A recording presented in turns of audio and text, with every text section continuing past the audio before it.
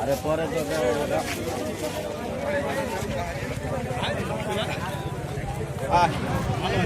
এটা হচ্ছে আমাদের নমুনিয়া ঈদগাহ যাওয়ার সময় এটা,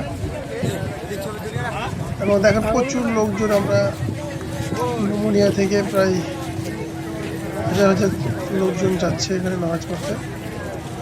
এটা আমাদের নতুন ঈদগাহ, এবং ঈদের পরে এটা, নামাজের পরে এটা আমাদের ছবি দেখেন।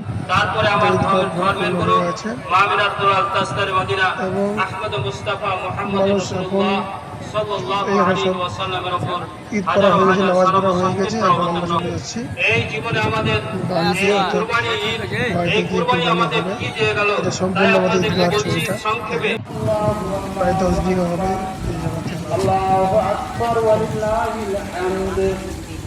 আল্লাহু আকবার।